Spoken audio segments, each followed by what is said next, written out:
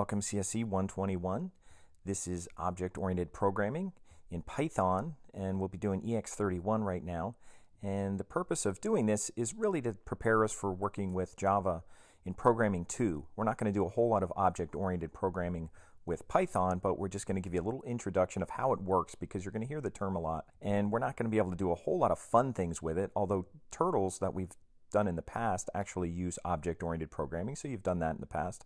But this is really just to explain the structure and some of the terminology. So I have a sheet here. Instead of a PowerPoint, I have a sheet. There's some links on here. If these links don't work for whatever reason in the PDF, the bottom ones weren't working, I also copied them into coursework where you could get to them.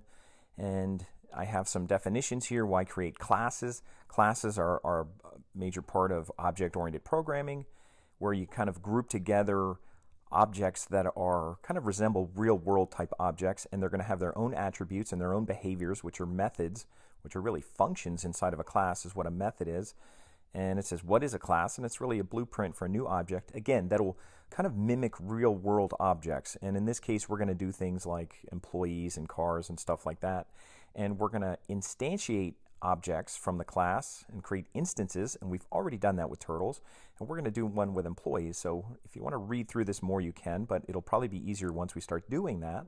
So I'm going to go in and create a new Rappel, and we could do this right in Rappel it, and we're going to use Python. So I'm going to hit new Rappel, and you could just use Python. This doesn't have to be Turtle or Tkinter or anything like that. We'll just do the new version of Python, and I'm just going to call this ex31. And here it is, and I'll move this over a little bit so I can kind of see things a little bit better. And I'm not doing anything with any files right now, so I'll close that just so we have more room to kind of type here and we can see our lines a little bit better, because it's going to be more about the code, less about the output. There won't be any interesting turtles moving around a page or input forms or anything like that. It'll just be some basic console output. So what we're going to do is create a class of employee. So it's going to be an object that'll mimic real-world type of object that obviously would have different instances. You won't just have one employee, it's going to be about multiple employees, but we're going to create a class called employee that has its own attributes and can even have its own behaviors or methods. So we're just going to say class employee, and when we create a class, we usually use a capital letter like that, and we're going to use a colon. You don't need parentheses here to do that, and everything will be indented inside here. And when we do this, what we're going to do is create an init method. And you don't have to do this, but this is usually the process that is done to create instances. So you're going to create an init method, and it's just a function, and it's going to be def, and it uses 2 underscores, and then it uses init, be careful typing that, and then 2 underscores, and then in parentheses, you can see it's saying some things here, self, args, quargs. We're going to put self in here. It's always going to need self in here. It doesn't have to use the word self, but that's convention of what they'll use. Sometimes you'll see the term this or something like that with JavaScript, but we're going to use self, and that'll always be the first argument. And for employee, we might put in arguments like first, last, department. And actually, I think from this one, I'll take out email to start, because we're actually going to create email from first and last. We'll do a little function that does that. So this is our function in here. This is actually a method, and this is called a constructor, because this will basically, this function, this init method, is basically the constructor method that's going to be able to create our instances. That happens kind of in the background when we work with turtles, but here we're going to create it. And what we're going to do now is just kind of create some attributes. So we have our arguments here that will be sent when we create instances, but we want to basically identify them, and we're going to identify them by using self and then some kind of variable name that's going to represent the argument. So we could use the same names. Self equals first. We're going to do things like this, and just keep in mind that the first that's here represents the argument, so these have to be the same. So the ones on the right side have to be the same as the arguments that you're supplying, because you're basically saying this is kind of like a variable that represents the argument that's applied. So this is the official name, and this is kind of representing what it's going to get. So you know, you could call this f. You could really do this. You could have self f equals first, but these have to match up. But we're just going to keep them the same. And we're going to do one for last and department. We're going to do another one that says self.email. Now this isn't an argument that we're going to send, but we can still create it here because we could still use it. So I'm going to put self.email equals, and instead of representing an argument, because we don't have an argument for email, what we're going to put in here is we're just going to use first, and what I'm going to do is use first and then use the first initial, so I could put a 0 in here, basically the first string letter out of the first name that's in there. So kind of, you know, if it's Steve Smith, it'll be S. Smith will be part of the email, and we can concatenate this, and we're just going to put it together right now with last, and then we'll add on a little string at the end, and we'll just put warren.edu. We'll use it like they're employees here at the college. So we'll create that. So that's basically our constructor method that we're doing right here. And then while we're doing this, we'll also create a behavior or a method. These are the attributes, they're instance variables. Now we'll create a function inside here, which is called a method. So I'll use def, and I'll just call it full name, and I'm going to have to put self in here. And what we're going to do with this method is we're just going to return a value, and I'm going to return, I'll use an f string in here. So I'll use f and then a string, and we're just going to put self.first, and then we'll put a space, and we'll do self.last. So that'll just return the name, and unless we want to do a comma in here or anything like that and put the last name first, but we'll just put the name right here, and we'll finish that off with quotes. So all that's going to do is just put a name. It's going to print out a full name from this information that we're putting in here. So we'll just see how that works first. We have to create these, and then we'll kind of print them out a little bit. So what we can do next is we can create instances of these. So what I'll do is I'll go outside of this class kind of constructor that we have set up here, this class definition, and then I'm going to create some instances just like we did with turtles, and I'll just call it E1. I'll keep it as short as possible. I'll call it E1 for employee 1. And this is going to, just like we did with turtle, it's going to be employee. And instead of just doing this, what we're going to have to put in here is we're going to have to put our arguments in here. Steve as the first name argument, Smith as the last name argument, and then department, I'm just going to put faculty. We'll just kind of mirror the college kind of thing. And you might say, well, there's 4 arguments up here and there's only 3 down here. The self argument is implied, and it's even going to count self in here when you do it. Because if you don't put enough, it'll say expecting, let's say you only put 2 in here, it'll say expecting 4. You might think, well, why is it expecting 4? I only need 3. Self will be implied, so it's always going to imply the self, but you don't have to type it in there. So this would create an employee. So if we just ran this, it would be created. You wouldn't see anything. And if you'd want to print out, I'll put my prints down here. And then what I'll do is I'll just print out, I'll just show you a couple things. If you just printed out E1, first of all, you're going to get just like an object with a memory location. So if I print this out, you're going to get something like that. It's just saying there's the object and it's at that memory location. That's not that helpful. We'll fix that a little bit later. But what we could do is if we print out E1 dot first, that'll print out the first name. And if I print it out last, it'll print out the last name. Or if I printed out multiple things, it'll do that. And even if I print it out, I'll copy this here and print out the email. What it should do is use the first and last name. It should combine that all together. It should combine this all together and print out an email. And if you wanted it lowercase, because I don't like it with uppercase like that, you could put it in here. You'd have to do it here each time. So I'll just put a dot lower here right after that, and I'll put a dot lower here just as well, because otherwise it'll take the way you entered the first name and the last name. So I'll put lower here and make sure you put the parentheses, because when you get an error, one thing you'll find is you forgot one of the parentheses or something like that. So that way if I run it, then it'll be a lowercase email and it'll still say their last name. And then even if I wanted to print out their full name, I could say e.1.fullname, because that's the method that we're using. So you will need the parentheses in there. You don't have to put self in there because you already have it here. You already have it in front of it, and there it is, Steve Smith. Now, if you did put full name, if you printed full name, you can see what I'm saying. This isn't that exciting, but that's kind of the way it works, and you could certainly create as many as you want here. I'll just create a second one just so I have another. And here's another one, Ralph Rumson, academics. So if I wanted to print out Ralph Rumson, he would be E2.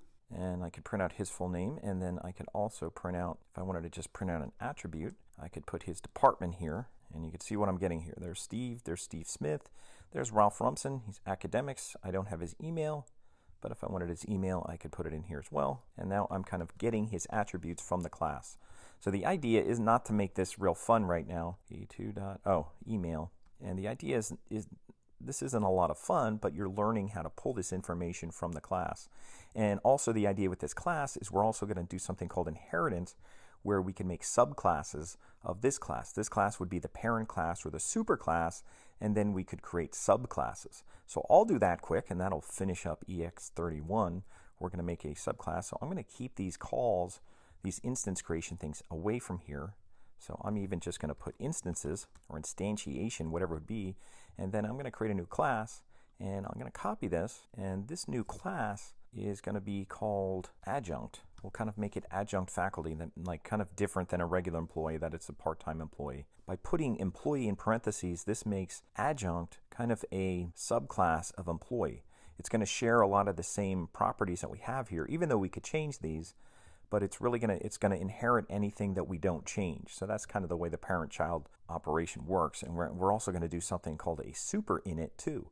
And what we would do here is we'd keep the original ones that we want, like we'd have first, last name, but anything different here, I'm going to put rank because Adjunct Faculty actually has a rank of adjunct and senior adjunct. So I'm going to put something here called rank, and I'll put that in there. And then I'm also going to, well, I'll leave that in there because we're going to use that.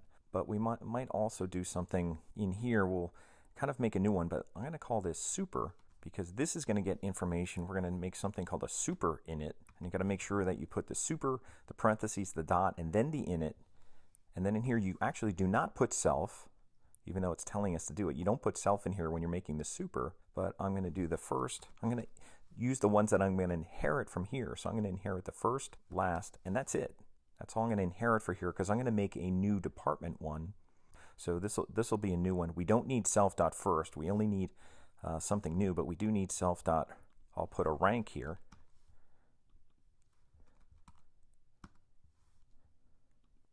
And actually, let me get rid of this because we'll create a variable that will actually get posted in there. So I'll just leave that alone for now. So it's going to take first and last, and the only new one that's in here right now is going to be rank. That's why.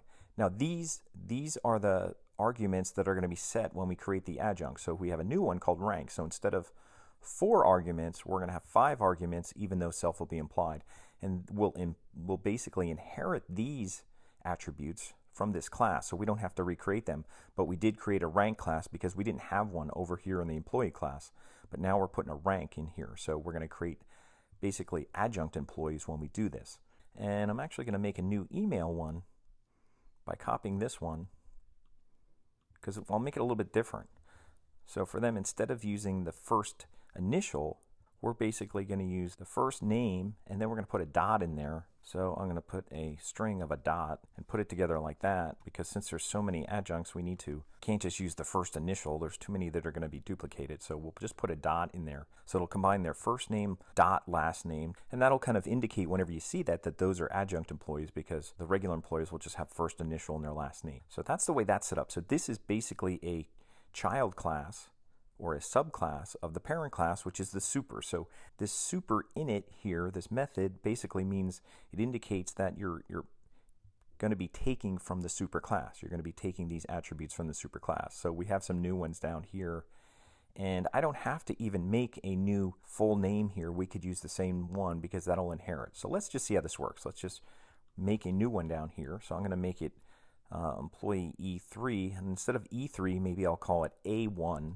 so that they're separate, and it's not going to be employee, it's going to be adjunct. And then I'll put in their names, and I'll put Fred Firth, and then I'm going to put in academics. And I was mentioning something, we could put in something that's always the same, since it's always going to be academics. And then I could put in also another variable. I'll say SA for senior adjunct. So I'll need to put these up here. So what I'm going to do is I'm going to say A equals academics. And that's just so I don't have to type it. It's just a little help here. And then for this one, I'll make SA senior adjunct. And I should also make one. I'll do AC for academics for that department, and then A for adjunct, SA. So that makes more sense when I put that in there. So academic, senior adjunct. Now these I have to make strings for the names.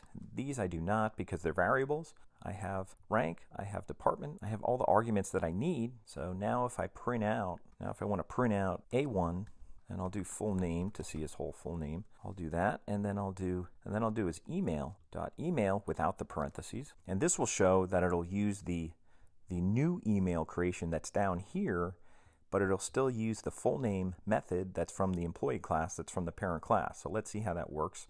This is going to be really exciting to see this happen. And we have an error. And let's read the error. Missing one required positional argument department. So what did I do here for department? I don't know if it's that because I didn't put AC. Oh, I see what I did. Because I was going to put a new department thing in there, I took this out, but I should now that way I don't have a department place in here. So I need to put that back in here. So let me inherit that here because I still need to inherit that argument. So that I forgot because I was going to create a new one that basically got added to it, but since I'm not really creating a new one in here, it still needs to inherit that place. So I need to do that. So if I run this, that should work. And there it is, Fred Firth, and there's my fred.firth at warren.edu. So just remember, I still needed to inherit department. I messed that up, but that's good because it's good to see mess ups and see where problems are occurring, and it helps you learn a little bit about it.